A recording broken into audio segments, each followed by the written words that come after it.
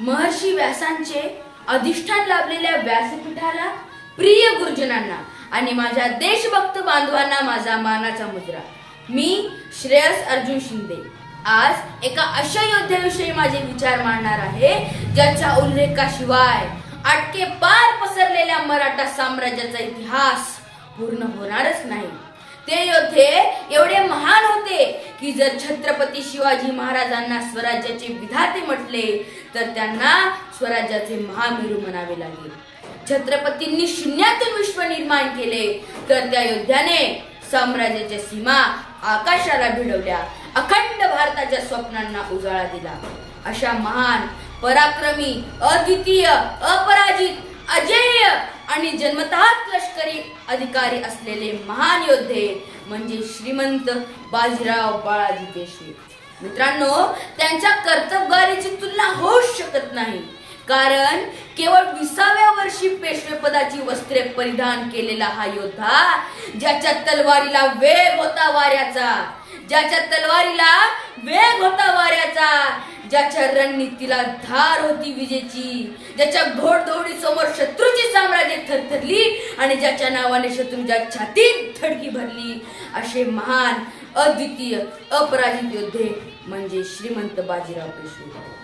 मित्रांनो, मी तर म्हणेन छत्रपती शिवाजी महाराज आणि श्रीमंत बाजीराव पेशवे हे दोघे मराठा साम्राज्याला लाभलेले दोन दैदिप्यमान तारे होते, ज्यात छत्रपतींनी आईच्या संस्कारातून तर बाजीरावांनी वडिलांच्या संघर्षाच्या तलमीतून मराठा साम्राज्याची स्थापना आणि विस्तार केला.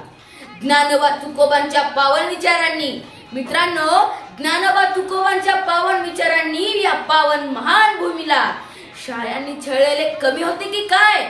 त्यातच पाश्चिमात्य परक्यांनी सुद्धा जेव्हा या महान भूमीला वेढा घालण्याचे प्रयत्न केले तेव्हा महाभारतकालीन अर्जुनाच्या रूपाने बाजीरावांनी श्रीकृष्ण नीतीने परकीय आणि स्वकीय दोन्ही शत्रूंचा बिमोड केला.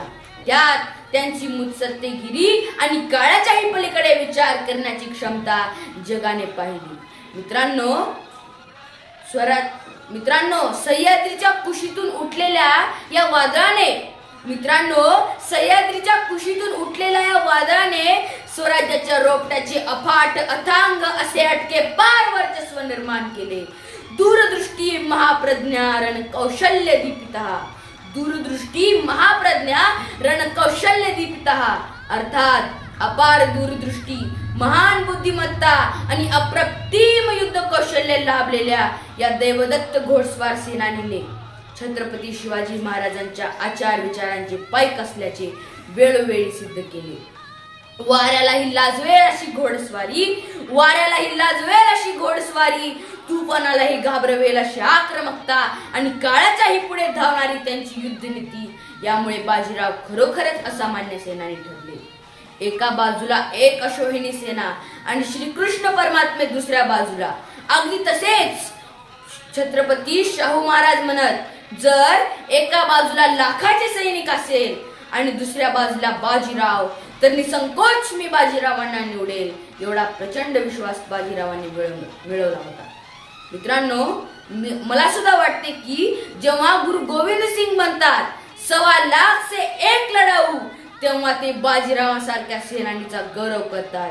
जनतेला देव आणि राष्ट्राला धर्म मानणाऱ्या बाजीरावांच्या हे लक्षात आले की मराठा सरदार परस्परांमध्ये द्वेष पाहतात, तेव्हा त्यांनी दूरदृष्टीचा परिचय देत फंद फितोरीला लगाम घालताना मराठा सरदारांना नवी दृष्टी दिली.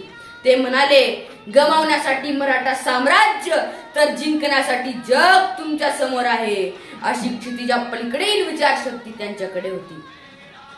फक्त ते म्हणतच नव्हते तर स्वतः लीडिंग फ्रॉम द फ्रंट या उक्तीचा परिचय देत अख्खी 20 वर्षे घोड्याच्या पाठीवर घालवली आणि 40 पेक्षा अधिक युद्ध अपराजित राहिले. ते असे योद्धे होते जे अपेक्षांची ओझी इतरांच्या खांद्यावर न टाकता स्वतः रणांगणात उतरत शूरपणा आणि शहाणपणाचे योग्य दाखले देत. मित्रांनो, प्रसंगी चढाई तर योग्य वेळी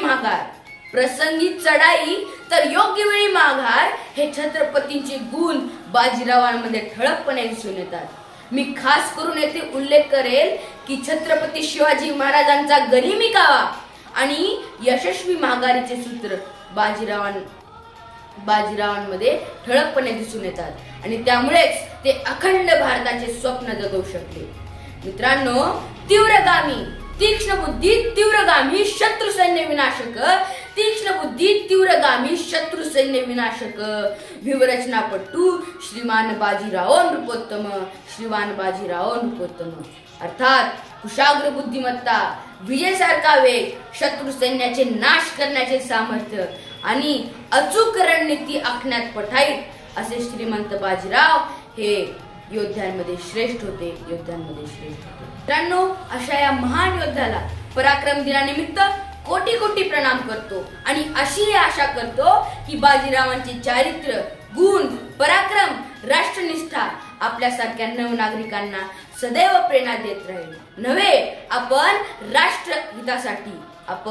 राष्ट्रहितासाठी त्यांचे गुण अंगीकारण्याचा सदैव प्रयत्न करू. शेवटी जाता जाता एवढेच म्हणेन, ना कभी झुका ना कभी रुका, ना कभी झुका ना कभी रुका, वो ऐसा तूफान था हर जंग में फहराया जिसने मराठों का स्वाभिमान था, हर जंग में फहराया जिसने मराठों का स्वाभिमान था. 40 युद्ध लड़े और चालों से दुनिया जीत ली, 40 युद्ध लड़े और चालों से दुनिया जीत ली. बाजीराव सिर्फ एक नाम नहीं, भारत का अभिमान था, भारत का अभिमान था. जय हिंद, धन्यवाद.